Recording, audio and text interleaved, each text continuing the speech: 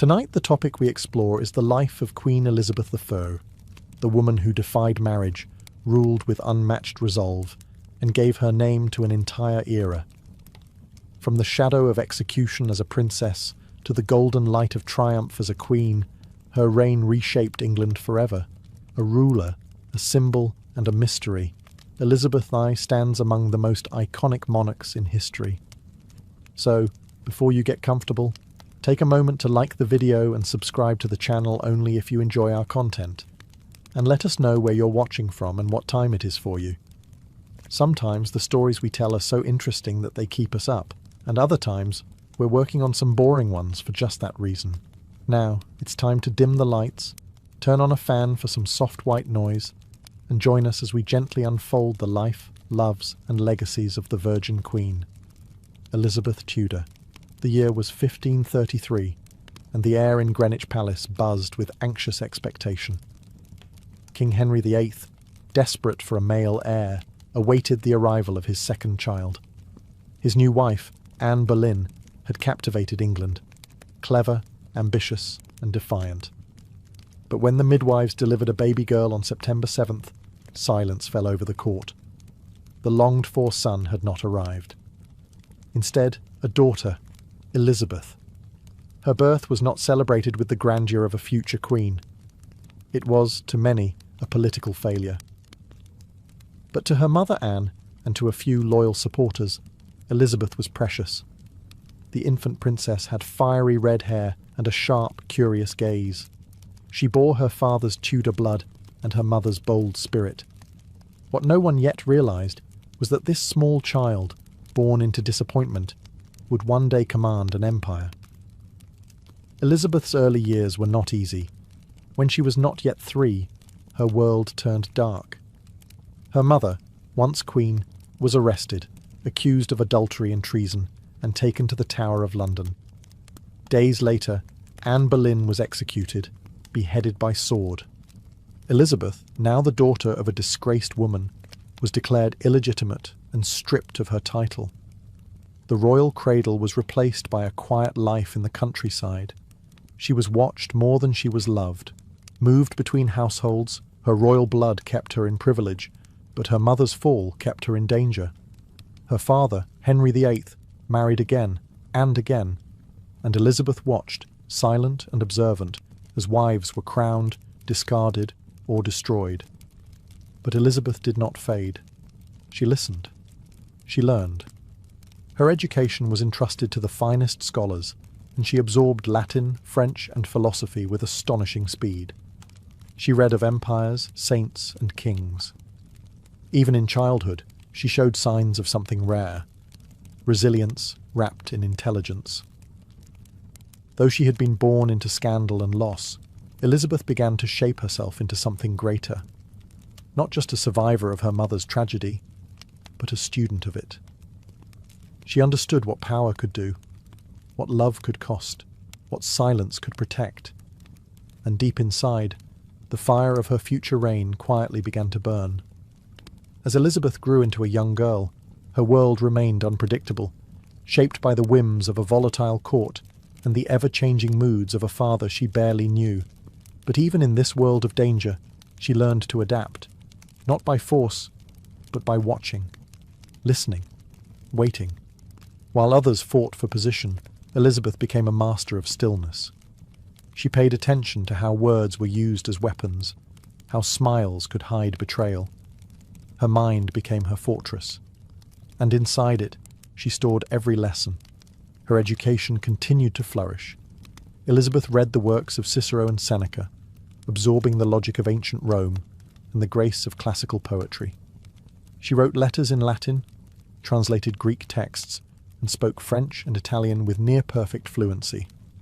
More than just a noblewoman in waiting, she was becoming one of the most intellectually gifted women in Europe. But knowledge alone couldn't protect her. When her half-brother Edward ascended the throne, Elizabeth kept her head low. And when her half-sister Mary, fiercely Catholic and suspicious of all Protestants, became queen, Elizabeth's life entered a new phase of danger. Whispers surrounded her. Some believed she conspired with Protestant rebels. Others thought she secretly wished to take the throne. In 1554, when a rebellion erupted against Queen Mary, Elizabeth was implicated. She was taken to the Tower of London. The same stone walls that had once held her mother now closed around her. For weeks, she lived with the fear that she might never leave alive. The cold halls of the tower echoed with silence, interrupted only by the creak of footsteps, the distant sound of ravens, and her own quiet prayers. But still, she did not break. Elizabeth denied every accusation with measured clarity. She wrote carefully worded letters to the Queen, denying treason while never seeming too confident. She cried when needed, stayed calm when expected, and allowed her silence to speak louder than outrage ever could. Eventually, she was released, but not because she was believed. She had simply become too dangerous to kill and too careful to condemn. When she walked out of the tower, Elizabeth was no longer just a princess with a claim. She was a woman forged in suspicion, sharpened by survival. And her time was coming. The year was 1558, and the bells of London tolled for the death of Queen Mary. The land was quiet with anticipation. After decades of religious strife, burnings, executions, and unrest, the people looked to a new sovereign. A woman once imprisoned in the Tower, once branded illegitimate, was now to wear the crown. Elizabeth Tudor, just 25 years old, was proclaimed Queen of England. She rode through the capital streets on a white horse, the November air sharp with the scent of wood smoke and change. The people cheered, tossing their caps and kneeling in muddy streets. She smiled, radiant and composed, but inside she knew the weight she now bore. England was divided. The treasury was nearly bankrupt. Foreign enemies circled, and many still doubted that a woman could rule alone. But Elizabeth had prepared for this moment her entire life. Her coronation on January 15th, 1559, was a pageant of gold, velvet, and incense. She walked into Westminster Abbey dressed in white and crimson, crowned beneath the ancient arches of kings. And yet, there was something different in her reign from the very start, a sense of resolve, of clarity, of control. One of her first decisions was to restore the Church of England, breaking once more from Rome. But she did it with care. She did not launch mass persecutions or inflame tensions. Instead, she sought compromise. She wanted peace, not fanaticism. She assembled a council of trusted advisers. William Cecil became her most loyal servant, brilliant, steady, and wise. Others, like Francis Walsingham and Nicholas Bacon, formed the backbone of her government. These men understood her vision, a stable England, ruled not by fear, but by intelligence and restraint. And then there was the question that would never go away: marriage. Parliament urged her to choose a husband. Foreign courts sent proposals. Princes and dukes were presented like rare gifts. But Elizabeth refused, not rudely, not hastily. She simply never said yes. She once told her advisers, "I am already bound unto a husband, which is the kingdom of England." She would rule alone. In a world where women were expected to follow, Elizabeth had chosen to lead. And though the road ahead would be lined with enemies, threats, and heartbreak, she had already made the most important decision of her reign. She would never share the crown. From the moment she wore the crown, Elizabeth became the most sought-after bride in Europe. Not for love, but for alliance, control, and power. Kings and princes, dukes and noblemen lined up to win her hand. Each proposal carried with it the weight of diplomacy. A marriage to Elizabeth could shift the balance of Europe. But she remained unmarried. One name rose above the rest: Robert Dudley, handsome, charming, and ever present at Elizabeth's side. They had known each other since childhood. He was one of the few who could make her laugh. Whispers at court speculated endlessly about the nature of their bond. His wife's sudden and suspicious death only deepened the rumours. And yet, Elizabeth did not marry him. She did not marry anyone. There were many suitors over the years. Philip II of Spain, once married to her sister Mary. the Archduke Charles of Austria, Francis, Duke of Anjou. Each man represented a possible alliance. Each courtship was drawn out, sometimes for years, only to end in diplomatic silence. Elizabeth played the game carefully. She used the promise of marriage as a diplomatic tool, never rejecting outright, but never surrendering control. She kept foreign rulers hopeful, while keeping their ambitions at bay. It was a delicate balance, and she mastered it. At home, her choice not to marry made her a curiosity, even a source of anxiety. A queen without a king, a woman ruling alone, and above all, a woman without an heir. Still, she crafted a new identity, the Virgin Queen. She transformed what others saw as a weakness into a symbol of divine purpose. Paintings began to depict her not just as a monarch, but as a myth, draped in pearls, bathed in light, untouched by earthly concerns. She belonged not to any man, but to England. In truth, the choice was both personal and political. Elizabeth had seen too clearly what marriage could cost, how it could weaken a queen, make her vulnerable, or worse, allow another to rule in her name. She valued her sovereignty too much. So she walked alone. And with every year, that decision echoed more powerfully. Elizabeth was not just England's ruler. She was its bride. As Elizabeth's reign deepened, her court blossomed into something extraordinary. More than a seat of governance, it became a stage, where wit, poetry, art, and ambition all danced beneath the Queen's gaze. It was a theatre of power, and Elizabeth was its leading lady. The court at Whitehall and Richmond glittered with silk and gold. Courtiers arrived dressed in the latest fashions, ruffled collars, jewelled sleeves, and velvet robes. Yet beneath the shimmer, a quiet competition brewed. Every look, every gesture, every carefully chosen word was a move in a larger game, to win the Queen's favour. Elizabeth encouraged it. She loved spectacle. Masks, dances, and elaborate entertainments filled the royal calendar. Poets like Edmund Spenser wrote verses in her honour. Painters immortalised her in portraits as mythic and ageless, with symbolic pearls, celestial globes, and serene expressions. These were not just flattery, they were propaganda, carefully crafted to reinforce her power. And then, of course, there was William Shakespeare. Though he never performed directly for Elizabeth in his early years, his work rose alongside the golden age she nurtured. His plays explored ambition, betrayal, love, and fate, themes she knew all too well. But court life was not all elegance and artistry. It was also dangerous. Beneath the surface, rivalries brewed, factions formed, spies listened. Elizabeth maintained control with remarkable finesse. She never married, yet she played favourites, raising men like Robert Dudley, Walter Raleigh, and the Earl of Essex to great heights, only to cast them down when they overreached. Still, she rewarded loyalty and brilliance. Her closest advisers remained constant, especially William Cecil, her backbone in policy and planning. With his help, she maintained a delicate balance, allowing just enough freedom to keep the court vibrant, but never enough to threaten her throne. Though the pressures of rule were immense, Elizabeth rarely showed weakness. Even as the years passed, she wore the mask of magnificence. Her makeup grew heavier, her hair more elaborate, but it was all part of the performance. She was creating an image, one that would outlast her.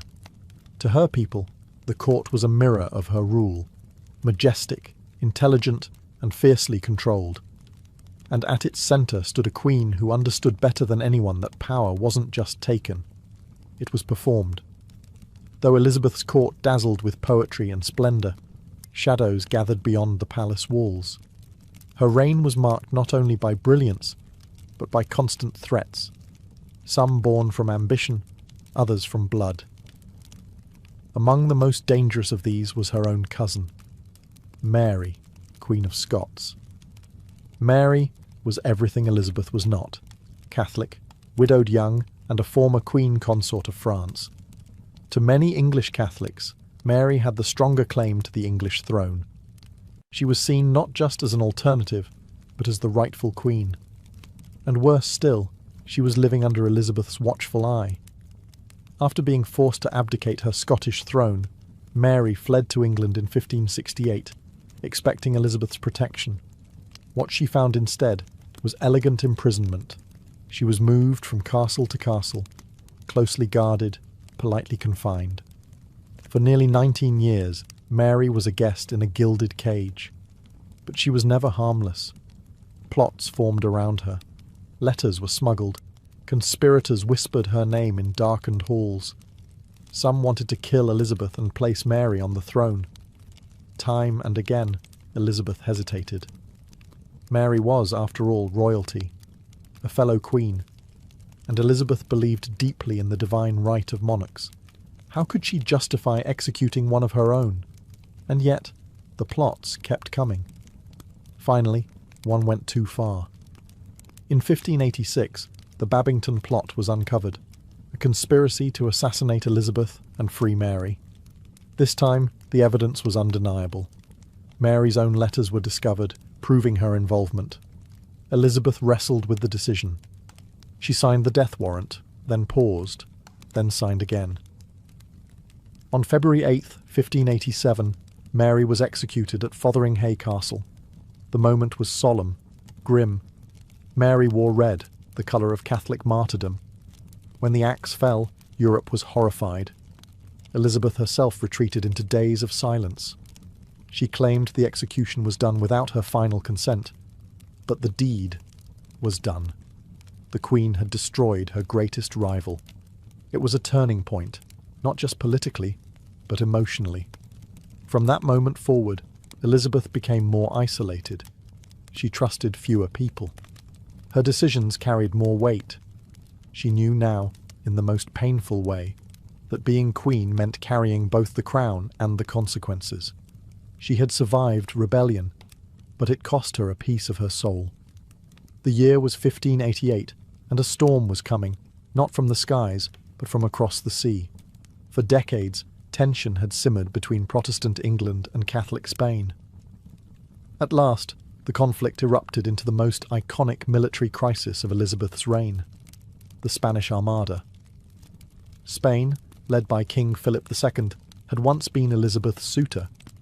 Now, he was her enemy. Outraged by Mary, Queen of Scots' execution, and angered by English raids on Spanish ships, Philip launched a grand invasion. Over 130 ships, carrying more than 30,000 men, set sail for England. It was called the Invincible Armada. England was outmatched, fewer ships, fewer men, less firepower. But Elizabeth had something Spain didn't: speed, strategy, and unshakable resolve. As the Armada approached, Elizabeth travelled to Tilbury, where English troops awaited. Clad in armour, beneath a silver breastplate, she delivered a speech that would become legend. "I may have the body of a weak and feeble woman, but I have the heart and stomach of a king, and of a king of England too." Her words stirred the soldiers, but the battle would be fought at sea. English ships, smaller and faster, harassed the Spanish formation in the narrow channel. Fireships scattered the fleet at Calais, and then nature intervened. Terrible storms battered the Spanish as they tried to flee north around Scotland and Ireland. Many ships were wrecked. Thousands of men were lost. When it was over, only half of the Armada returned to Spain. The invasion had failed. Elizabeth had survived. But the victory was not just military. It was symbolic. England, small and divided only a generation before, had stood against the most powerful empire in the world and endured. Elizabeth's image as the Virgin Queen became more powerful than ever. She was no longer just a monarch, she was a national icon. Paintings showed her standing tall with her hand over the globe, her gown studded with eyes and ears, symbolizing her awareness, her command. The moment solidified her legacy. The defeat of the Armada didn't end all threats, but it marked a turning point. Elizabeth's England would never be underestimated again.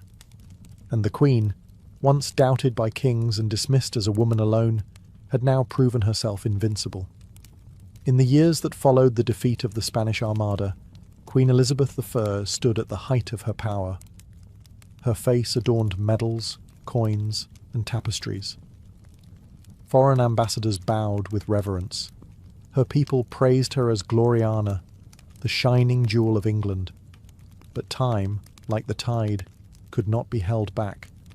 The Queen, who once dazzled with youth and wit, now entered her 50s and 60s. Her most trusted counsellors began to die. William Cecil, her wise and faithful adviser for 4 decades, passed away. Robert Dudley, perhaps the only man she ever loved, died unexpectedly in 1588. When she heard the news, she locked herself in her chambers and refused to eat for days. The court grew colder. New courtiers sought power, but few earned her trust. She grew more suspicious, more reserved. Her days were filled with ceremony and statecraft, but her nights, increasingly, with silence. One of her last favourites, Robert Devereux, the Earl of Essex, embodied the trouble of this fading era. Young, charming, and ambitious, Essex captured Elizabeth's favour, but also her ire. He disobeyed orders, failed in battle, and eventually led a reckless rebellion against the crown in 1601. Elizabeth was forced to sign his death warrant. He was executed for treason, and with him, another piece of her heart vanished. Economically, the country strained. War had emptied the treasury. The cost of living rose. The once glittering court became more ceremonial, less vibrant. Yet the people still loved her. They saw in Elizabeth not just a queen, but the spirit of their nation, enduring, proud, and unyielding. In her final years, Elizabeth refused to name a successor, fearful that it would undermine her authority while she still lived. She stood alone, increasingly weary, yet unwilling to let go of power. The once glorious pageants grew fewer. The dances slowed. The sparkle dimmed, but the crown remained firmly on her head. She wore white lead makeup to mask the aging face beneath. Her hair, once auburn, was now a wig, but she still stood tall in her towering gowns, her voice commanding even when her strength waned. In her twilight, she clung to one thing above all else, her image, because she knew, long before others did, that her legend would outlive her. By the dawn of 1603, Queen Elizabeth III was a woman at the end of a long and extraordinary journey. She had ruled England for 44 years, guiding it through rebellion, invasion, plague, and Renaissance. But now, at age 69, she was tired. She withdrew more often from public life. Her appetite faded. She grew thinner, more distant, sometimes lost in thought for hours, sitting silently beneath the windows of Richmond Palace. Those closest to her knew the Queen was slipping away. She refused to take to her bed. Perhaps it was pride. Perhaps it was fear of the symbolism. A monarch lying down meant a monarch nearing death.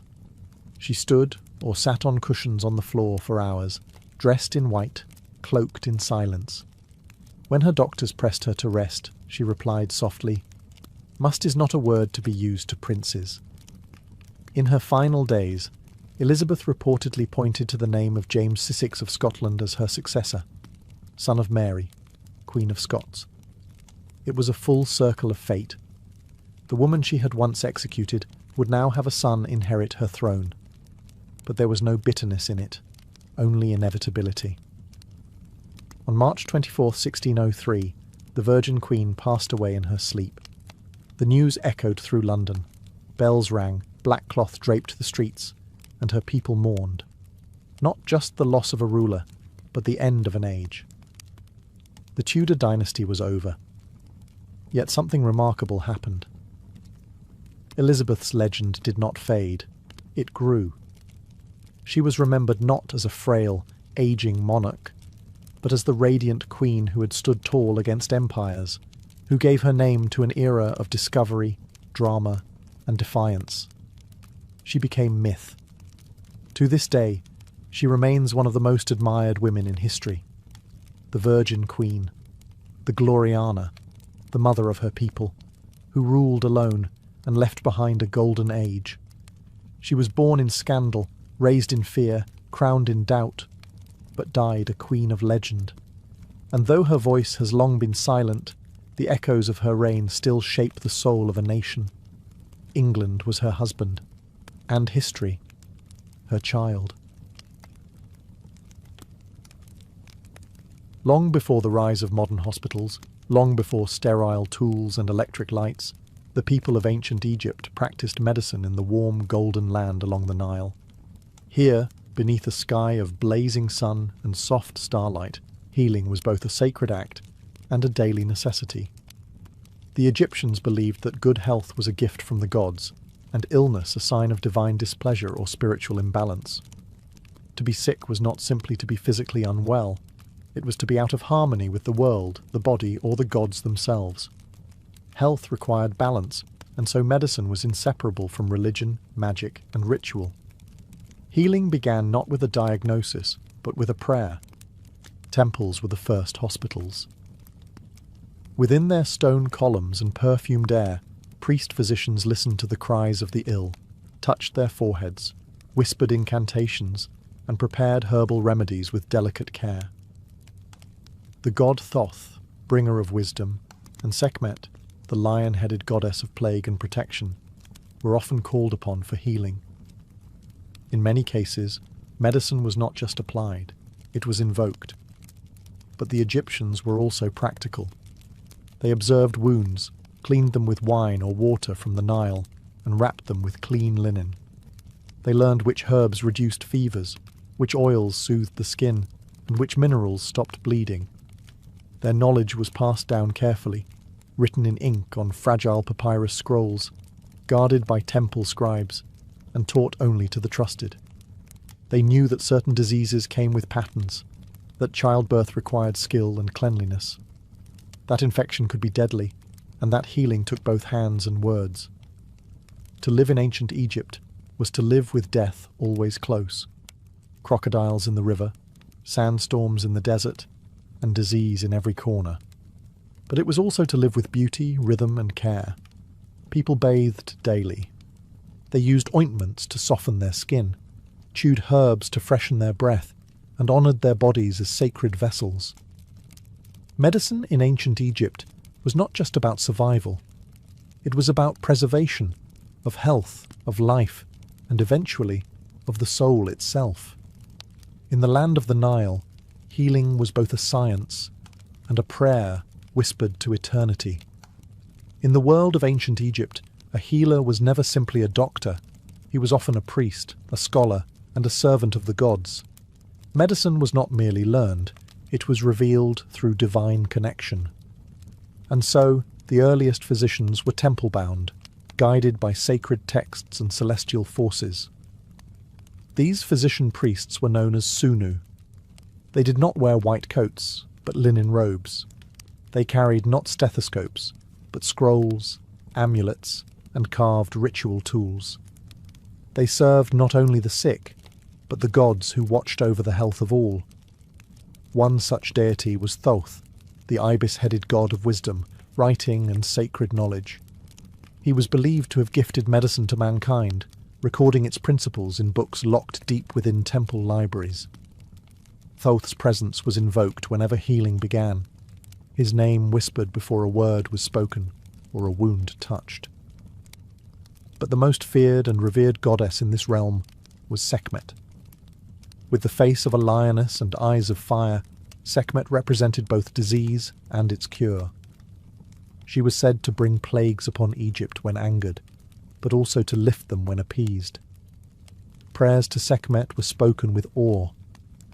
Her priests memorized hundreds of rituals to calm her wrath and channel her healing strength.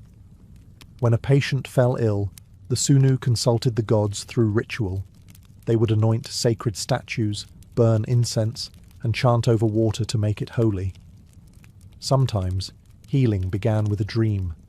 Patients slept inside temples, hoping the gods would reveal the cure while they rested in divine silence. Yet alongside the gods stood men like Imhotep, a real physician, architect and sage who lived over 4,000 years ago, and was later worshipped as the god of medicine. Shrines were built in his name, and his wisdom was thought to protect against sickness, even centuries after his death. This was the heart of Egyptian medicine, divine and practical, ancient and eternal. To treat the body, one had to honour the spirit. Healing required not just skill, but reverence. Every remedy was a ritual, every illness a message from the heavens. And the physician-priest stood between two worlds, part healer, part messenger, forever listening to the breath of the gods.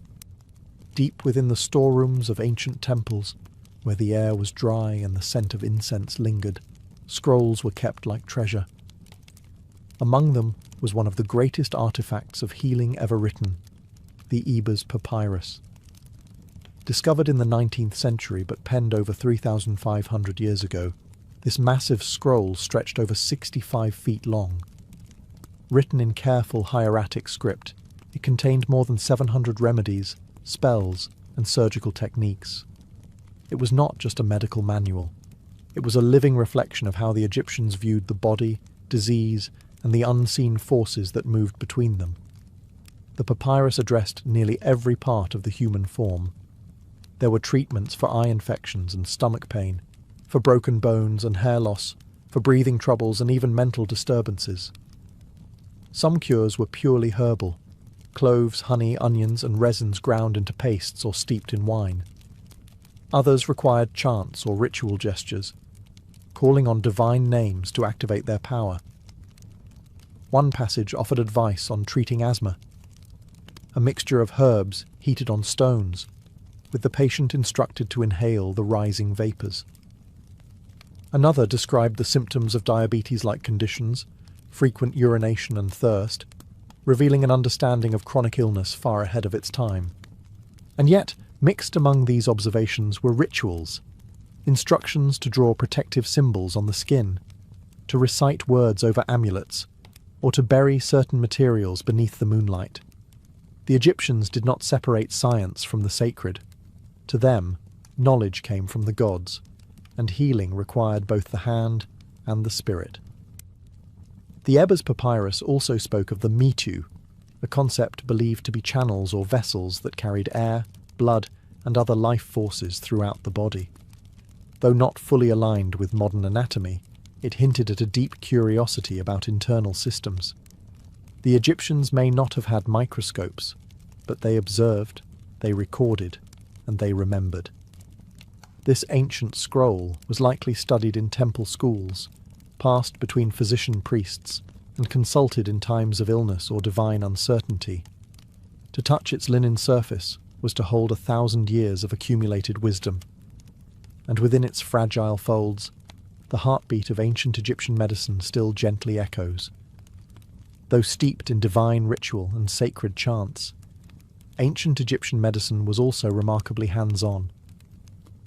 When wounds opened or bones snapped, when infection spread or childbirth grew perilous, there were no prayers that could replace the steady hand of a healer. Egyptian physicians understood the urgency of the body in crisis.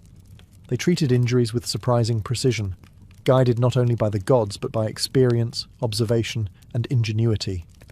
Their tools, made of bronze or obsidian, were simple but effective: knives, hooks, clamps, and needles, often cleaned with wine or fire to purify them before use. When a patient suffered a cut or gash, the physician would cleanse it with honey, a natural antiseptic, rich in enzymes that killed bacteria. Then came linen bandages, carefully wrapped to protect the wound and promote healing. These were not the coarse strips used for mummies, but soft, bleached cloth, sometimes infused with herbs or oils to soothe the skin. For broken bones, splints were carved from wood or reeds and tied securely with strips of fabric. Dislocated joints were massaged back into place with oils. Swelling was reduced using cool compresses made from crushed lotus root or ground minerals. Even burns were treated, with mixtures of milk, honey, and clay to draw out heat and prevent infection. Surgeons understood the body's structure through animal dissection and battlefield necessity. Though internal surgery was rare, abscesses could be drained, boils lanced, and infected tissue removed. They even practiced a form of cauterization, using heat to stop bleeding or close wounds, sometimes with incantations spoken alongside, as if to seal the injury on both physical and spiritual levels. There was no anesthesia in the modern sense, but sedatives existed. Mandrake root, poppy extract, and fermented drinks could dull pain and ease the body into a dreamlike stillness. And through all of it, there was a sense of calm. The healer worked slowly, methodically. Each motion had meaning. Each patient was a soul in need of restoration, not just a body to be mended. In these moments, amid blood and bandages, the sacred met the practical. And through steady hands and ancient herbs, Egypt's sunlit temples gave birth to some of the world's first true surgeons. To walk into an ancient Egyptian healing chamber was to enter a space where the seen and the unseen coexisted. While herbs and salves were prepared by hand, just as vital were the words spoken, spells, incantations, and sacred names whispered into the air like medicine for the spirit. Illness was not always blamed on natural causes. Often it was believed that evil spirits, malevolent gods, or the restless dead had invaded the body. Cures had to be physical and spiritual. That meant using magic, not as superstition, but as a legitimate branch of medicine. A healer might begin by chanting over the patient, invoking protective deities like Isis, the nurturing mother goddess, or Bez, the dwarf god who warded off nightmares and disease. The rhythm of the chant was important. It had to flow like the Nile, smooth and uninterrupted. These incantations were thought to cleanse the air around the patient, drawing out invisible forces that caused pain or imbalance. In addition to words, amulets were essential tools of protection. Worn around the neck, tied to the wrist, or hidden beneath wrappings, these charms were shaped with sacred intention. A scarab symbolized renewal and rebirth. The Eye of Horus protected against harm and ensured healing. An ankh, the looped cross, offered vitality and long life. Each amulet was often made of specific materials, gold, lapis lazuli, carnelian, believed to hold magical vibrations. They were blessed in temple rituals before being given to the sick. Some cures called for complex magical procedures. A spell might require the writing of a sacred name on a piece of papyrus, which would then be burned, buried, or swallowed with water. Other rituals involved drawing protective circles on the floor or painting symbols on the patient's skin to block evil forces from returning. Even medicines themselves were sometimes accompanied by spells. A poultice for a snakebite might be applied with the spoken words, "Come out, poison. May Ra strike your heart." This union of word and substance, of spirit and science, formed the true heart of Egyptian healing. For them, the body could not be healed unless the soul was soothed. And so the healer became both doctor and sorcerer, treating the wounds that could be seen and casting out the ones that could not. Beneath the shadows of temple walls and along the fertile banks of the Nile, the ancient Egyptians gathered their medicine not from bottles, but from the earth. Leaves, roots, resins, seeds and flowers. Nature was their apothecary, and the land itself was filled with healing. The Egyptians knew their plants well. They understood which herbs cooled fevers, which eased pain, and which stirred the stomach into calm. Their remedies were not guessed. They were learned, passed from healer to apprentice, etched into papyri, and refined over generations. To soothe burns, they used aloe vera, its thick gel applied directly to damaged skin. For infections, they turned to myrrh, a fragrant resin harvested from desert trees. Myrrh was antibacterial, soothing, and sacred, burned in temples, rubbed into wounds, and mixed with wine for sore throats. Pain was relieved using willow bark, which contained salicin, an early version of aspirin. The bark was chewed or brewed into tea, its bitter taste masking the power within. Coriander, cumin, garlic, and juniper berries were used for digestion, while fenugreek calmed coughs and licorice root sweetened the breath and soothed the throat. Many remedies were prepared with care. Ingredients were ground on smooth stone pallets, mixed with oil, wine, milk, or honey, and administered in carefully measured doses. Some were swallowed, others applied to the skin. Some were packed into wounds, others were burned so the patient could inhale their healing smoke. Honey was a common ingredient, not just for taste, but for its natural ability to fight infection and preserve tissue. Milk and beer, sacred in daily life, became carriers for powdered herbs or crushed minerals. Even animals played a role. Fat from crocodiles or hippos, crushed beetles or snakeskin might be used in rare treatments, though always balanced by ritual and prayer. Every ingredient had purpose, both physical and symbolic. Their medicine cabinets were not hidden behind glass. They grew from gardens, markets, and temple courtyards. The world itself was filled with healing, if one knew where to look. And though their pharmacology was born from intuition rather than chemistry, the results spoke for themselves. For in ancient Egypt, plants were more than tools. They were silent physicians, rooted in the rhythms of life. To the ancient Egyptian healer, diagnosing an illness was not a quick or simple task. The body, after all, was a vessel not only of blood and bone, but of spirit, emotion, and destiny. Understanding what ailed a person meant observing not just symptoms, but signs. Not just the flesh, but the fate behind it. The physician-priest would begin by listening to the voice of the patient, the rhythm of their breath, the expression in their eyes.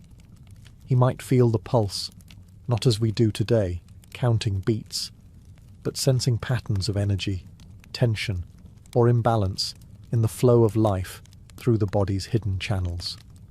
They examined urine, sweat, and stools, looking for colour, odour, or unusual texture. The tongue might be inspected, as well as the skin, pale or flushed, hot or clammy, dry or slick with oil. But beyond these physical clues, a deeper question was always asked. Why now? Illness, to them, had cause, but it also had context. Was this punishment from a god? A curse from a jealous rival? An unseen spirit clinging to the soul? In more mysterious cases, healers turned to divination. They might consult the Book of Dreams, interpreting visions the patient had while sleeping. A dream of falling could mean a loss of protection. A dream of drowning might suggest the soul was overwhelmed. Temples even offered dream incubation chambers, where the ill slept overnight hoping to receive guidance from the gods themselves. Some healers drew sacred symbols in the sand, or cast small bones to read patterns. Others watched birds or consulted oracles, asking for signs from the divine. A diagnosis could come from the stars, from the flight of a hawk, or from the quiet hiss of wind through papyrus reeds. For those suffering mental distress, visions, confusion, or deep sorrow, the diagnosis might be spiritual possession. The cure? A blend of herbs, soothing words, and powerful incantations to banish the intruder from the mind. In Egypt, to diagnose was not only to name a disease, but to understand its story.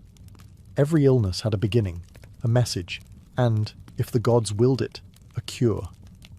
And the healer's role was to uncover that hidden thread and gently bring it back into balance. To the ancient Egyptians, death was not the end. It was a continuation, a doorway, a sacred transition from one world to the next.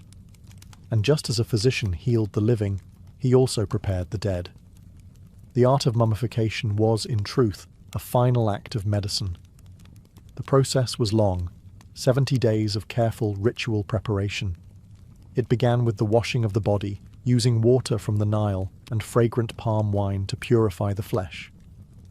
Then came the removal of the internal organs, the stomach, intestines, lungs, and liver, each carefully taken and placed into canopic jars, watched over by protective gods. The heart, believed to house the soul and memory, was often left inside the body. In some cases, it was replaced by a sacred amulet, a scarab, to ensure safe passage through the afterlife. The most delicate step was the removal of the brain. A long, hooked tool was inserted through the nose, breaking the thin bone behind the eyes. The brain was drawn out in fragments, not considered vital for the afterlife.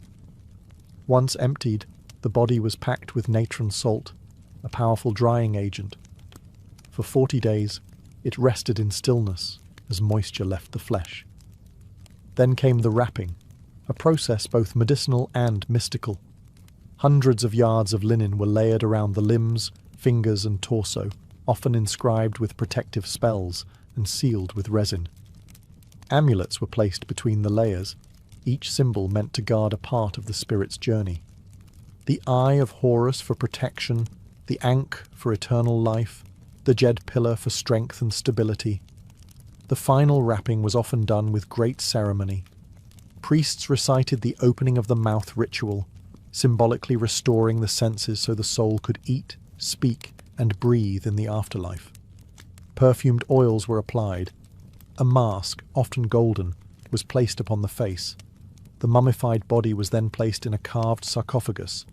And finally, within a tomb filled with food, tools, and texts for the next world. For the Egyptians, to preserve the body was not vanity. It was love. It was the final healing, the eternal medicine. And through it, death itself was softened into sleep.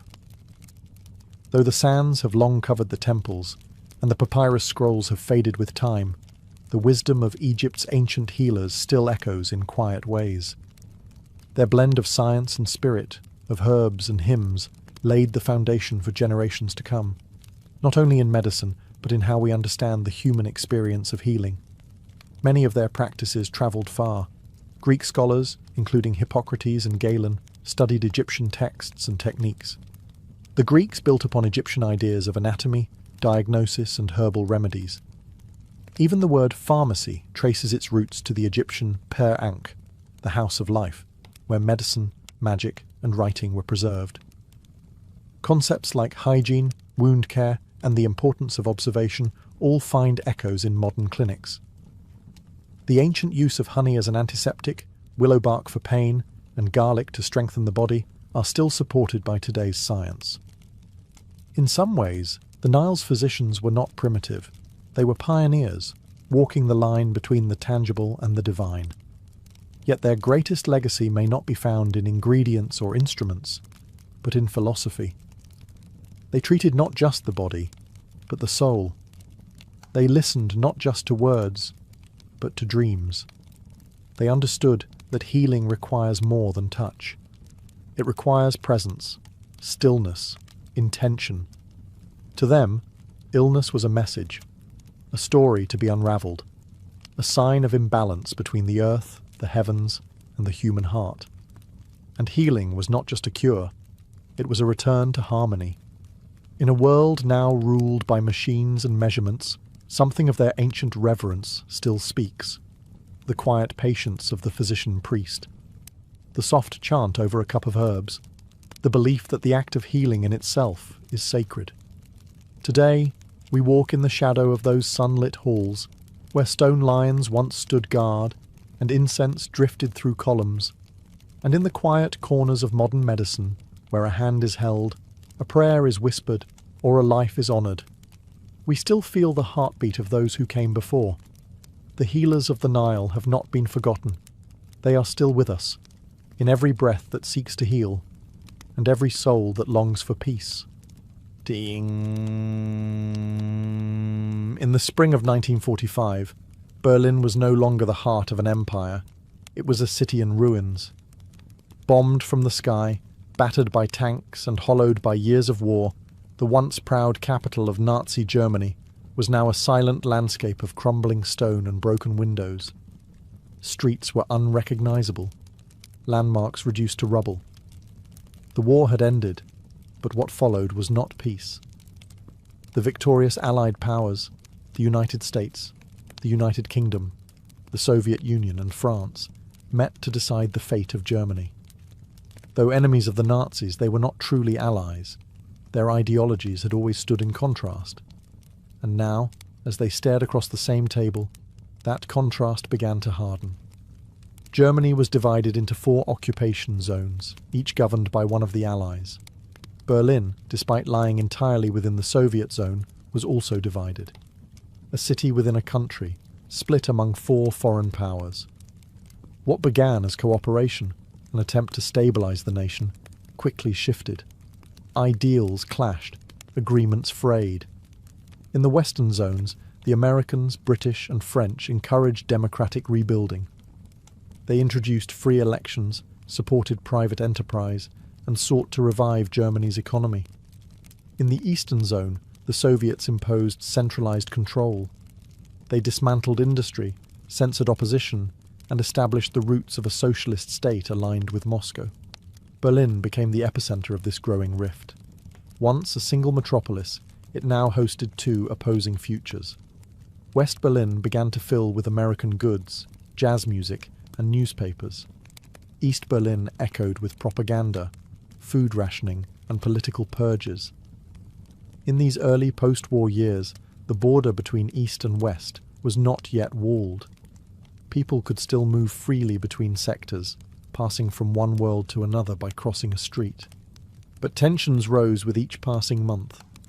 In 1948, when the Western Allies introduced a new currency, the Soviets retaliated with the Berlin blockade, sealing off road and rail access to the city. In response, the West launched the Berlin Airlift, a massive operation flying in food, fuel, and supplies. For nearly a year, West Berlin survived on wings. By the time the blockade ended, one thing was clear. Berlin was no longer just a city. It was a symbol, a fault line between freedom and control, between East and West, and it would only grow deeper. The end of the war had brought victory, but not unity. As months turned into years, the uneasy partnership between the Allies deteriorated into quiet hostility. The world was dividing, not just ideologically, but physically. And nowhere was that split more visible than in Berlin. The city that once stood as the cultural and political heart of Germany was now a microcosm of the entire Cold War. On one side, the Western Allies, led by the United States, pushed for reconstruction, democracy, and open markets. On the other, the Soviet Union moved swiftly to transform its sector into a socialist stronghold, aligning Berlin's east with Moscow's vision of the world. At first, the lines weren't drawn in concrete, but in policy. West Berlin flourished with American investment and consumer culture. Supermarkets, cars, and cinemas signaled a return to normalcy. East Berlin, however, became a city of ration cards, grey buildings, and propaganda posters promising equality through obedience. And the people noticed. Between 1949 and 1961, over 2.5 million East Germans fled to the West, many through Berlin. Teachers, engineers, doctors, and young professionals walked across the border, seeking opportunity and freedom. It was an exodus the East could not afford to sustain. As the escape numbers climbed, tensions reached a boiling point. The East German government, backed by the Soviets, accused the West of deliberately luring its citizens away. The West countered that people were simply choosing liberty. Each side pointed fingers. Each side fortified their stance. In the East, the Stasi, the secret police, grew in size and power, tasked with suppressing dissent and monitoring loyalty. In the West, American troops remained stationed as both symbol and shield. Every bus that crossed sectors, every conversation overheard in a cafe, every glance at a foreign newspaper carried the weight of ideology. Berlin was no longer just divided. It was tense, fragile, and bracing for something more permanent. A wall didn't exist yet, but the idea of it had already taken root. The Iron Curtain was closing, brick by silent brick, and Berlin stood directly in its shadow. Soon that shadow would take form, and what had been imagined would become real. It happened without warning. In the still hours of the night on August 13, 1961, East Berliners awoke to find their world changed. Soldiers, construction crews, and police moved silently under the cover of darkness, unrolling barbed wire and digging trenches. Roads were blocked, train lines were cut, Families were divided in an instant. What had been an invisible border between East and West Berlin now had form. It wasn't a wall, not yet. It began as fencing, makeshift barricades, and rows of armed guards. But even in its earliest hours, it was unmistakably a prison. The East German government called it a protective barrier. They claimed it was necessary to defend socialism from Western aggression. In truth, it was built to stop the flow of people, to trap them within a regime that was hemorrhaging its citizens. Chaos followed. People raced to windows overlooking West Berlin, shouting to relatives they could no longer reach. Some tried to escape immediately, leaping from apartment buildings that bordered the dividing line, jumping into nets held by West Berlin firefighters. Others were pulled back by East German guards. A few were shot. Some fell to their deaths. Within days, concrete began replacing wire. Taller, stronger walls were poured and hardened. Streets that once flowed freely were now sealed by slabs of stone and guarded towers. Checkpoint Charlie, one of the few sanctioned crossings, became a tense standoff point, where American and Soviet tanks would one day face each other, muzzle to muzzle.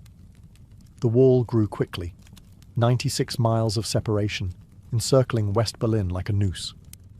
Watchtowers, searchlights, tripwires, and anti-vehicle trenches turned the border into a militarized zone. Anyone caught attempting to cross could be arrested, shot, or disappear entirely. It was more than a structure. It was a message. The message that freedom would now come at a cost. That movement, choice, and reunion were no longer rights, but risks. For the people of Berlin, the wall was not just a border. It was a wound, raw, sudden, and unhealed. And though built overnight, its shadow would stretch across decades. After August 1961, Berlin was no longer one city. It was two lives, unfolding side by side, divided not only by concrete, but by ideology, fear, and silence. In West Berlin, surrounded entirely by East German territory, life moved forward, free but encircled. The city became a showcase of Western democracy. Streets buzzed with cafes, bookstores, and universities. Western radio and television broadcast news, music, and culture. American troops patrolled visibly, a quiet guarantee of protection. Yet despite its freedom, West Berlin remained an island, cut off, isolated, always aware of the wall just blocks away. For those living in East Berlin, life was more carefully controlled. The government promised safety, equality, and jobs for all. But behind that promise stood a powerful instrument of surveillance, the Stasi, East Germany's secret police. They listened, watched, and recorded. Nearly 1 in 6 East Germans became informants, sometimes willingly, often under pressure. Neighbours spied on neighbours. Teachers monitored students. Friends vanished after private conversations. A wrong word could mean arrest. A joke could end a career. And still, most people endured. They worked, raised families, went to concerts and museums, but always with a sense that someone was listening, that their lives were not entirely their own. The wall became part of the landscape. Children grew up playing in its shadow, never having known a time before it. Lovers stood on opposite sides, waving silently across the divide. Grandparents died without seeing their grandchildren again. Even telephone lines between East and West were severed. Letters were censored. Emotions had to be folded up, like maps of a city you could no longer reach. And yet, people adapted. West Berliners held protests and candlelight vigils. East Berliners found quiet joy where they could, through music, poetry, whispered dreams.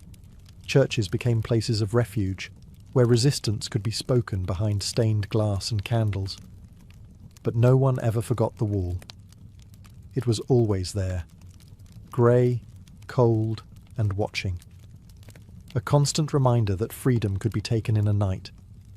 And for the people of Berlin, life became a balancing act, of hope and resignation, of love and loss, of waiting and remembering. Waiting for the day the wall might fall. The Berlin Wall stood as a fortress, concrete, steel, and silence. But even the strongest walls could not stop the human desire for freedom. And so, from the moment it rose, people began searching for ways to go over, under, and through. Some tried within hours. In those first confused days, people leapt from windows of buildings that bordered the west. Some made it. Others fell to their deaths as East German authorities rushed to brick up the exits. Over time, the escapes became more desperate and more daring. One group of friends spent months digging a tunnel beneath the wall, hauling dirt out in buckets and working by candlelight. In the end, 29 people crawled to freedom through that narrow passage. Another family floated across the border in a homemade hot air balloon, stitched together from scraps of nylon and powered by propane tanks. Others hid in modified cars, curled beneath floorboards or crammed into secret compartments behind dashboards. A young man once drove full speed into a checkpoint with his windshield removed, so the border guards couldn't see him duck moments before he crossed. The gamble worked. He lived. Some tried to swim, the icy waters of canals and rivers offering a dangerous but open route. A few succeeded. Many did not. Bullets were often faster than water. In total, more than 5,000 people successfully escaped from East Berlin during the wall years. But over 140 lost their lives in the attempt. Each one became a symbol of courage, desperation, and the cost of control. Among the most haunting was Peter Fechter, an 18-year-old shot while trying to climb over the wall in 1962. He fell back into the death strip, crying out for help as soldiers stood watching. No one came. He bled to death in view of the world.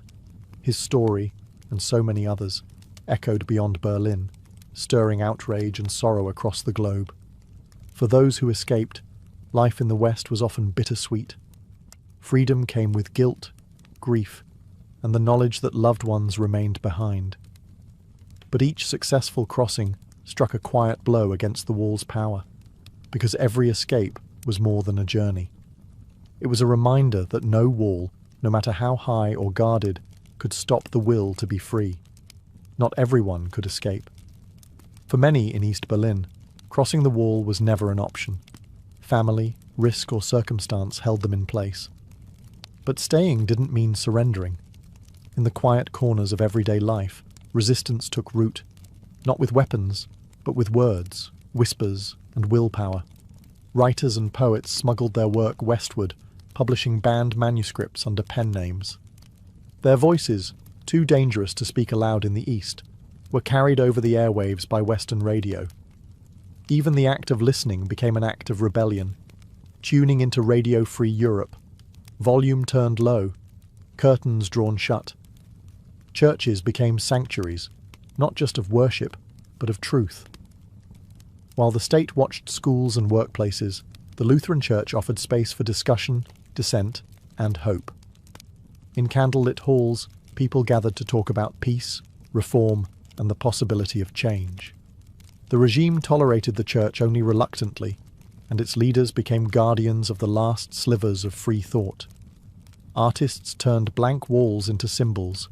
Painters created surreal, dreamlike pieces laced with meaning. Musicians recorded underground cassettes filled with lyrics that criticized the regime in metaphor. Even graffiti, dangerous and illegal, became a voice in the dark. Students passed notes in code. Families told jokes behind closed doors. Children grew up learning to speak in two ways, one for school, one for home. The Stasi watched it all.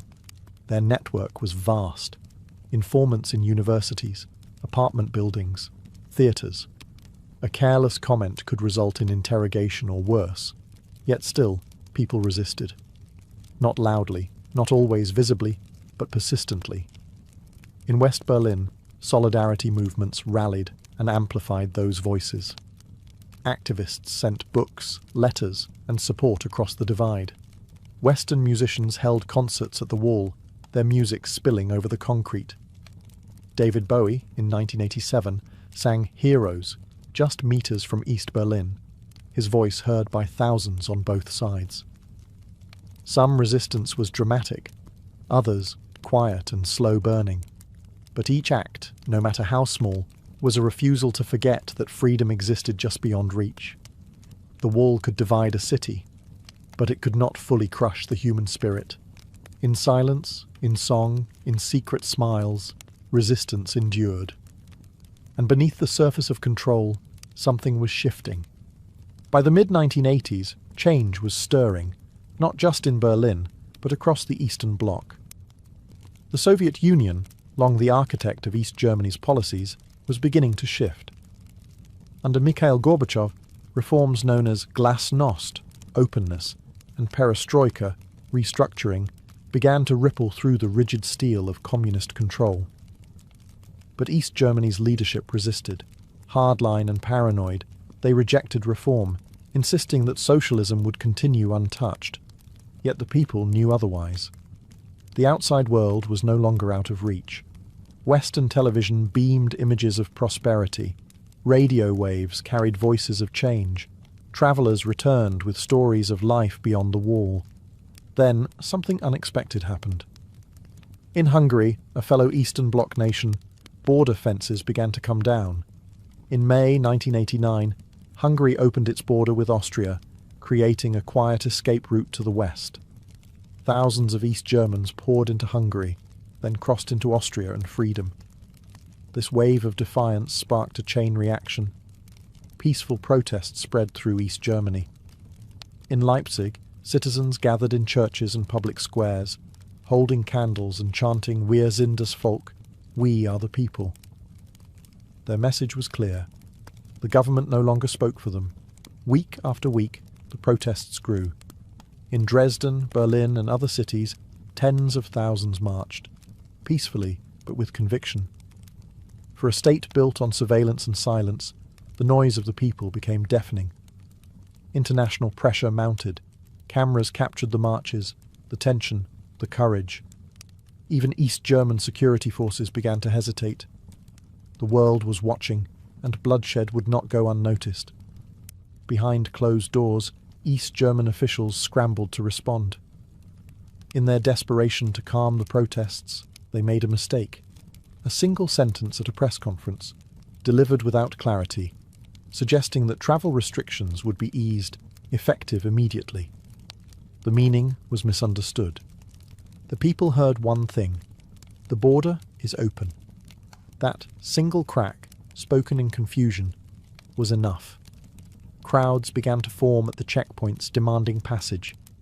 The guards, stunned and uncertain, reached for phones that no one answered. And on that fragile, quiet confusion, a wall that had stood for 28 years began to tremble. It was the night of November 9th, 1989, cool, quiet, and unremarkable at first. But by evening, something extraordinary began to unfold. Following the now infamous press conference blunder, where an East German official stated that citizens could cross the border immediately, thousands of East Berliners gathered at the wall. Confused, excited, skeptical, they came with passports, questions, and hope. At checkpoint Bornholmer Strasse, the guards were overwhelmed. They hadn't received orders. No one knew what to do. Crowds grew. The chants became louder. "Open the gate!" Some guards shouted into phones, asking for instructions, asking for help. But the higher-ups too were caught off guard. No orders came. And then, at 10:45 p.m, a miracle born of hesitation happened. A single border guard, faced with thousands of unrelenting citizens and no clear direction, made a choice. He opened the gate. Within moments, people surged forward, laughing, crying, embracing strangers. East Berliners poured into the west, where crowds were already waiting with champagne, flowers, and tears. The divide of decades was now a flood of joy. As midnight approached, Berliners climbed the wall itself. They stood atop the concrete monster that had haunted them for 28 years, arms raised to the sky. Some chipped away at it with hammers and chisels, turning the wall into dust and souvenirs. Others simply sat in silence, unable to speak through the emotion. There was no violence, no sirens, No bullets, only freedom. The world watched in awe. News anchors struggled to hold back tears. Politicians scrambled to understand what was happening.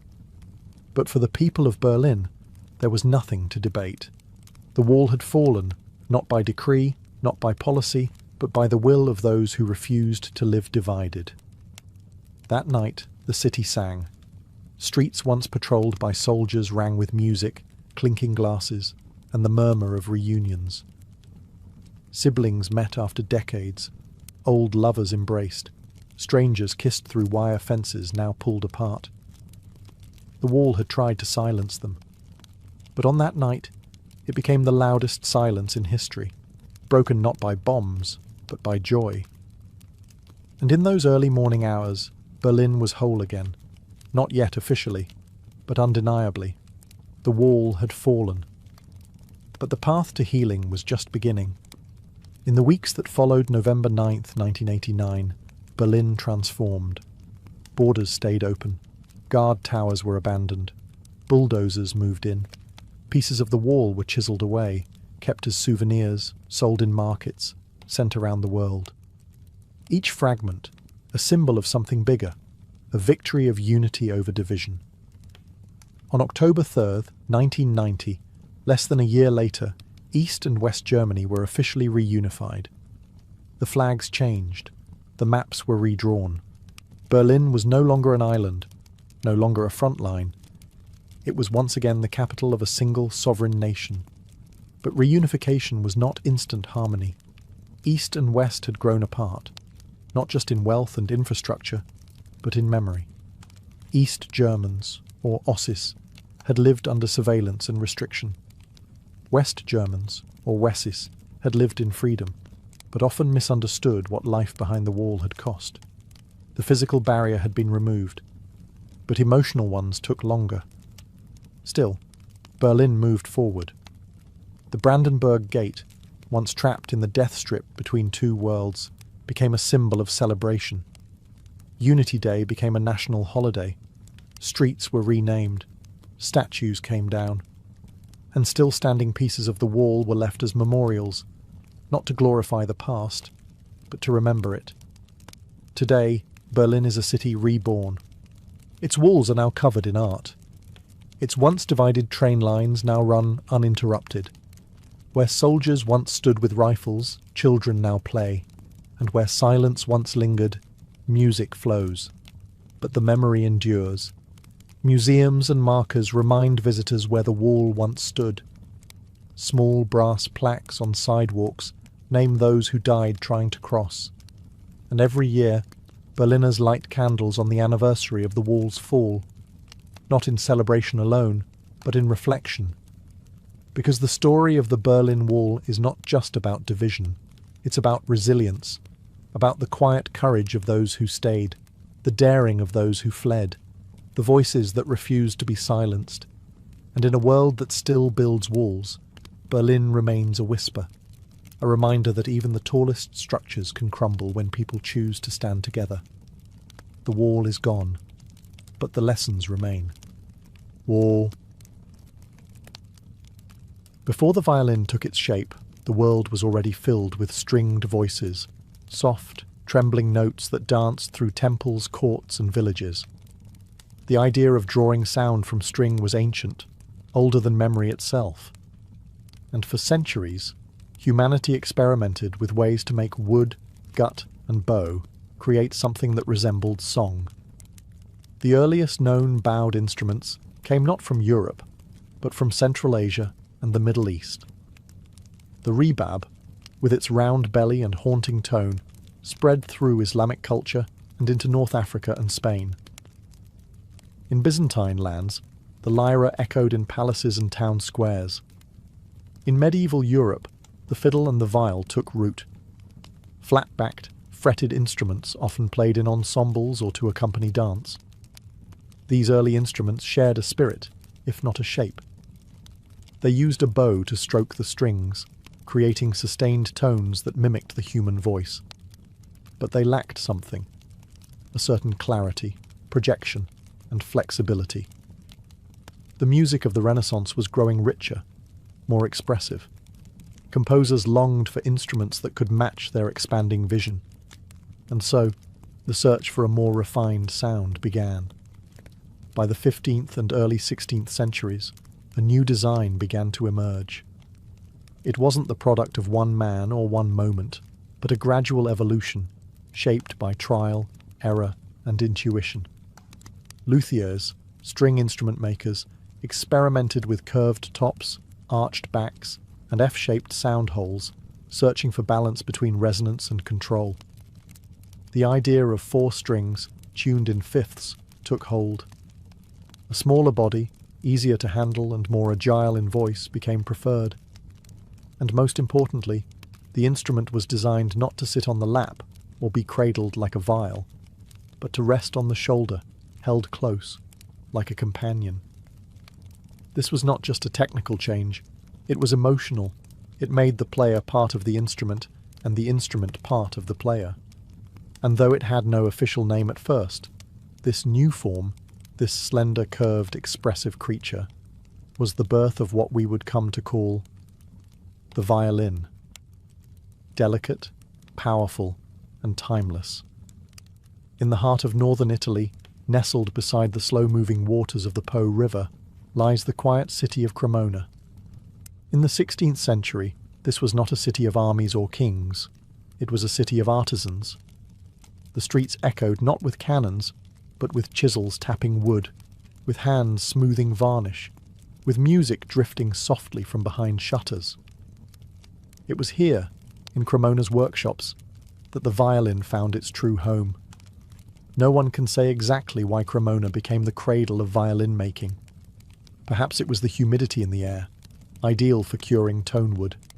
Perhaps it was the abundance of alpine spruce and Balkan maple, the perfect marriage of softness and strength.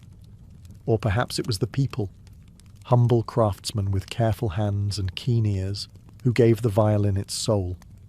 Among them was Andrea Amati, born around 1505, a luthier whose vision would shape music for centuries. In his small workshop, Amati began to refine the form of this young instrument. He carved its body with elegant symmetry, gave it 4 strings tuned in perfect fifths, and added F-shaped sound holes that allowed the wood to breathe and sing. He didn't invent the violin out of nothing, but he gave it consistency, beauty, and balance. His instruments were commissioned by nobility, including the French court. The violin, once a curiosity, was now a work of art, adorned with delicate decorations and royal crests, capable of both courtly grace and peasant joy. The city itself became a musical forge. Amati's sons and grandsons carried on the tradition, refining his designs and teaching others. New names emerged, Guarneri, Stradivari, each adding their voice to the evolving language of sound. Cremona's violin makers didn't work from plans. There were no blueprints, no machines. Each instrument was born from the eye, the ear, and the hand, measured by feel, shaped by instinct, finished with care. The sound was tested not with tools, but by playing. And so, in the shaded rooms of this quiet Italian town, the violin was born. Not just as an instrument, but as a vessel of emotion, destined to sing in cathedrals, concert halls, and hearts across the world.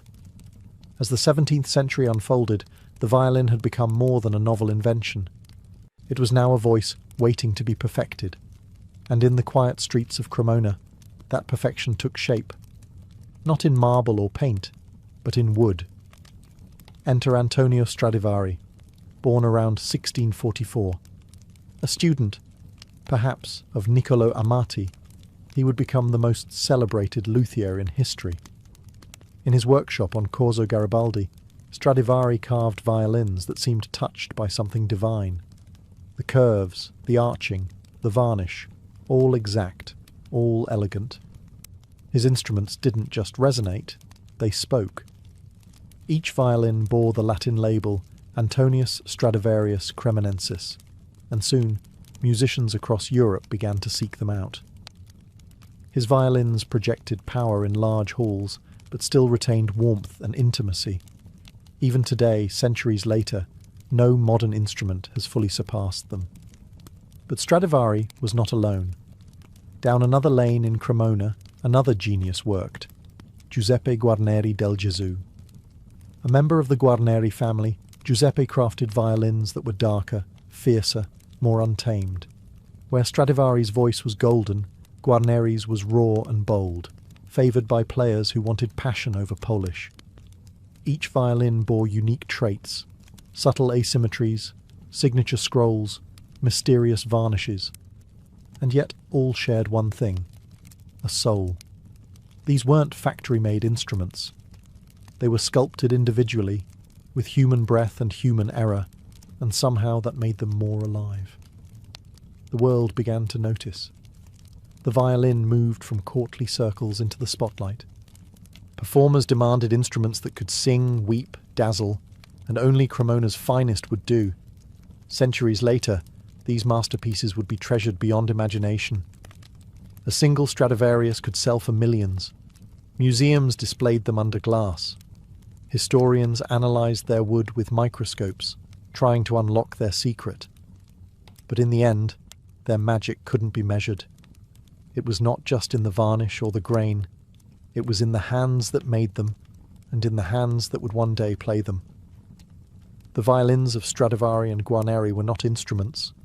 They were voices, preserved in maple and spruce, meant to outlive their makers, to whisper beauty long after silence. In its earliest days, the violin was a guest in the great halls of nobility.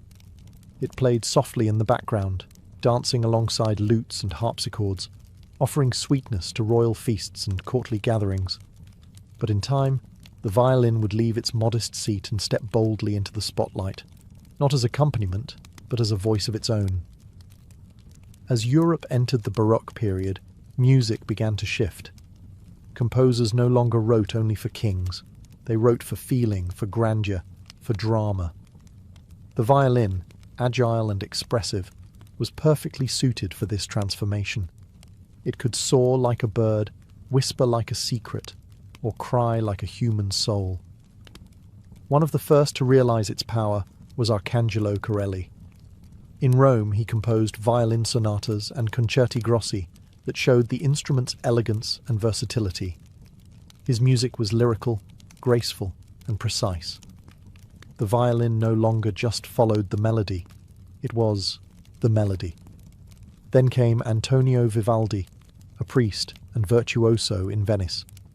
He wrote hundreds of violin concertos, each one a vivid painting in sound. His most famous, The Four Seasons, transformed weather into music: spring's blossoms, summer's storms, autumn's harvest, winter's chill, all portrayed through a violin's strings. The instrument was now a storyteller, capable of portraying the world's rhythms. By the late 1600s and early 1700s, the violin had become the jewel of the orchestra. Concert halls replaced courtrooms. Public performances welcomed common citizens, not just royalty. And on these new stages, the violin led the way, commanding attention, demanding emotion. Its shape had not changed much. The instrument itself was still slender and delicate, but its presence had grown. It was no longer a quiet companion. It was a voice for composers, a challenge for performers, and a bridge between the private and the public. The violin had stepped out of the salon and onto the world's stage, and with each performance, each concerto, and each trembling note, it proved that it was not just another instrument. It was the heart of the music. By the 19th century, the violin was no longer confined to elegance. It had become a force of raw expression, capable of thrilling crowds and revealing the most intimate corners of the human soul. And leading this transformation was a man who seemed to be born of myth, Niccolò Paganini. Tall, pale, with long black hair and eyes that burned, Paganini was both genius and enigma. When he played, his fingers blurred across the fingerboard. He leapt across octaves, bent notes into cries, and coaxed sounds from the violin no one thought possible. Rumours swirled. Some said he had sold his soul to the devil in exchange for his gifts. In truth, Paganini had simply mastered the violin in a way no one had before. He invented techniques that pushed the instrument to its limits. Left-hand pizzicato, double stops, rapid harmonics. His compositions weren't just difficult, they were daring, theatrical, emotional. Audiences were mesmerized, composers were inspired, and the violin was now seen not only as a beautiful instrument, but as a mirror of human passion. Others followed. Joseph Joachim, the poetic interpreter of Brahms. Pablo de Sarasate, whose elegance matched Paganini's fire. Fritz Kreisler, who infused charm and warmth into every phrase. Each left their fingerprint not only on the violin's music, but on the violin itself. Composers responded to this new era of virtuosity. They wrote violin concertos that demanded more than just skill. They demanded soul. Mendelssohn's concerto sparkled like moonlight. Tchaikovsky's burned with heartbreak. Brahms thundered with intensity. The violin was asked to feel everything, and it did. No longer limited to chords or accompaniment, the violin had become a soloist, a storyteller. It could now sing of joy and sorrow, fury and longing. In a single note, it could say what words could not. And for the listener, the experience was personal. The violin didn't just play music, it reached inside and stirred something ancient, something aching and beautiful. It was no longer just about performance. The violin had become the voice of the soul. To play the violin is an art, but to make one is something even more elusive. The violin is not assembled, it is sculpted, coaxed from wood with patience, instinct, and centuries of inherited knowledge. No factory or machine can replicate the hands of a master luthier. The process begins with wood, not just any wood, but carefully chosen pieces with the right grain, age, and resonance. Spruce for the top, light and vibrant. Maple for the back and sides, strong and flexible. The wood must be seasoned, sometimes for decades, to reach its perfect voice. Then comes the carving. The arch of the body must be just so. The thickness of the plates, the exact shape of the F-holes, the curve of the scroll, all impact the sound. Luthiers work slowly, listening as they shave away slivers. The goal is not perfection, but balance, between strength and vibration, brilliance and warmth. And then there is the varnish, a mystery that has puzzled scientists for centuries. The golden glow of a Stradivarius, the dark fire of a Guarneri. Each was finished with secret blends of oils, resins, and pigments. Was the magic in the ingredients, or in the hands that applied them? Modern researchers have X-rayed, CT scanned, and chemically analysed the great violins of the past. They've measured frequencies, modelled acoustics, even recreated 3D printed copies. And yet, no one has fully unlocked the secret. Because the secret may not be in the material, but in the relationship. A great violin is more than its parts. It is the product of hours spent listening, adjusting, feeling. The luthier taps the wood, bends the grain, senses its potential. There is no manual for this, only experience, passed quietly from one generation to the next. Even today, in small workshops around the world, violins are still made this way, by hand, by heart. Each one is slightly different, because each piece of wood has its own story, and once the instrument is finished, it waits, silent, breathless, until the bow draws across its strings and brings it to life. The violin does not just sing, it remembers how it was made. Though born in the hands of Italian luthiers, the violin did not stay in Europe. Its voice, so human, so adaptable, was destined to travel. Across mountains and oceans, through trade routes and migration, the violin became a citizen of the world. In Ireland and Scotland, it became the fiddle, lively, earthy, and quick. It led dancers in pubs and village squares, spinning reels and jigs with infectious joy. There the violin wasn't formal, it was familiar. Passed from hand to hand, often learned by ear, it became a part of everyday life. In India, the violin was embraced into the world of Carnatic music. Held differently, resting against the ankle while seated, the instrument was reimagined.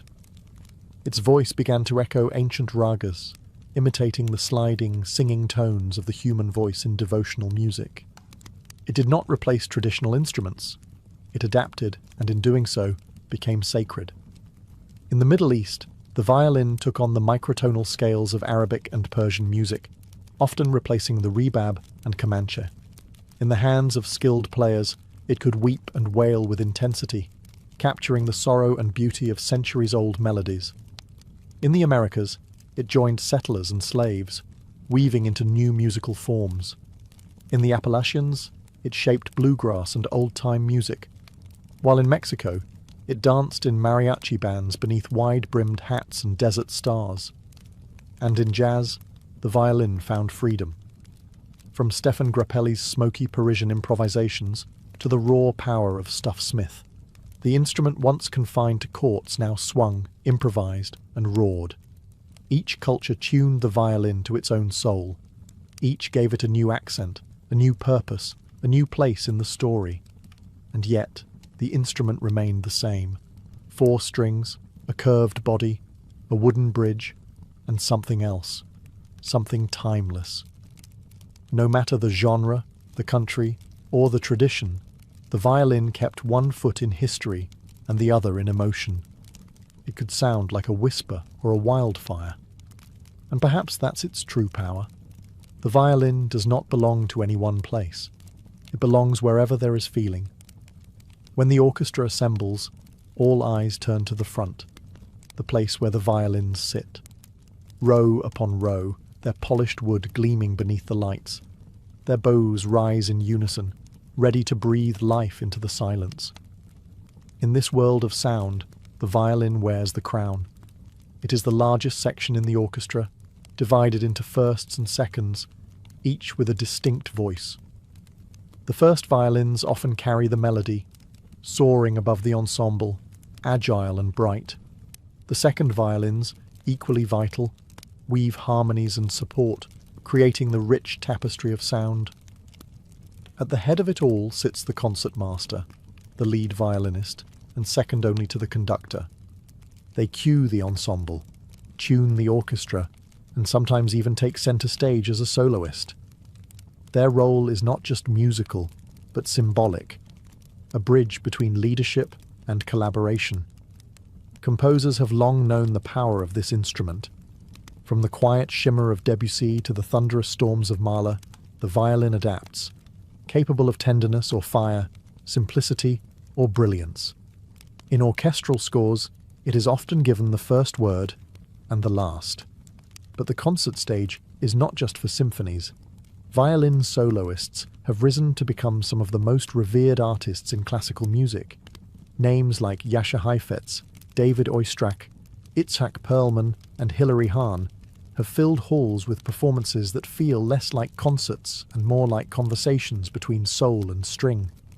They perform concertos that challenge the limits of emotion and technique. Tchaikovsky's aching melodies, Sibelius's icy fire, Beethoven's quiet majesty, all come alive when a single violin steps forward. The violin leads, it listens, it lifts, and when the orchestra swells behind it, the sound becomes not just music, but story. In the concert hall, under golden ceilings and velvet curtains, the violin has found its kingdom. It speaks in a language no words can match, telling tales of longing, love, fury, and joy. It does not need translation. It does not seek applause. It simply sings, in a voice centuries old, yet forever young. Centuries have passed since the violin first sang in the hands of an Italian artisan, and yet its voice has never faded.